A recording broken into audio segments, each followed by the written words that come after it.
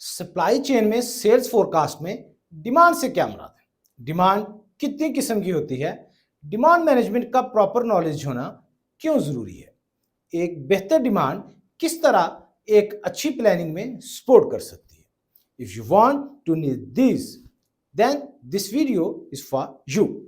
I am Waqas Ali, lean six sigma supply chain and productivity practitioner, consultant and trainer. If you haven't subscribed this channel, please subscribe and don't forget to press the bell icon to get more updated videos at earliest. Demand has many types, लेकिन हम जिस पे सबसे पहले बात करेंगे वो है इंडिपेंडेंट डिमांड। ये नॉर्मली डिफिकल्ट टू प्रिडिक्ट होती है। इंडिपेंडेंट डिमांड फाइनल प्रोडक्ट की डिमांड होती है, जैसे फिनिश गुड्स या जो प्रोडक्ट्स आपने कस्टमर्स को डिलीवर करनी है, मिसाल के तौर पर साइकिल, पिज्जा वगैरह। दूसरी डिमांड की टाइप डिपेंडेंट डिमांड है, जैसा कि नाम से ही जाहिर हो रहा है कि ये किसी न किसी चीज पे डिपेंड कर रही हो। अगर हम पहले वाली एग्जांपल को ही सामने रखें तो साइकिल के पार्ट्स यानी व्हील, चेन, हैंडल वगैरह की डिमांड, और इसी तरह अगर हम पिज्जा की एग्जांपल लें तो इसके इंग्रेडिएंट्स यानी चिकन, चीज और साल्ट वगैरह ये डिपेंडेंट डिमांड में आएंगे।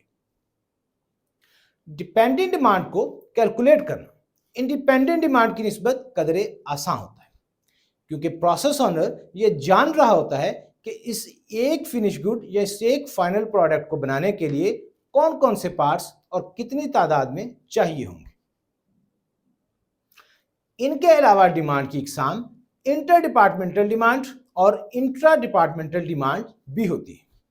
यानी आपको अगर अपनी फाइनल प्रोडक्ट बनाने के लिए कोई पार्ट या टूल वगैरह अपने ही डिपार्टमेंट से या अपनी ही ऑर्गेनाइजेशन के किसी दूसरे डिपार्टमेंट से रिक्वायर्ड हो तो ये डिमांड्स इंटर डिपार्टमेंट और इंट्रा डिपार्टमेंट डिमांड कहलाती है। One of the most important demand type is service parts demand. ये डिमांड उन पार्ट्स की होती है जो मोस्टली आपको कस्टमर केयर सेंटर या कस्टमर सेल्स पॉइंट से आती है। लेट्स सपोज अगर आपका बिजनेस कोई अंडर वारंटी आइटम्स को रिप्लेस करने की फैसिलिटी देता है या आफ्टर सेल सर्विसेज प्रोवाइड करता है, या आपकी प्रोडक्ट के पार्ट्स आप अलग से भी सेल करते हैं, तो इन पार्ट्स की जो डिमांड होगी, इस सर्विस सेंटर से जो डिमांड आएगी वो सर्विस पार्ट्स डिमांड कहलाएगी। अभी आपने डिमांड की टाइप्स के बारे में काफी बेहतर सीख लिया होगा। So this questions are for you, please reply in comment section.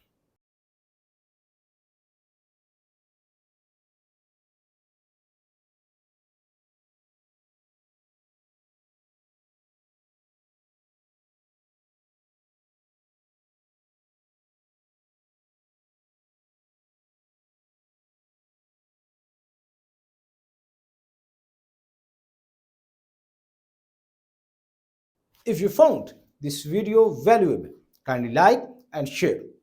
If you have any question, any query or suggestion, write us to this email address or WhatsApp to this number. Stay tuned and wait for our next videos on sales forecast, sales planning, supply chain planning series.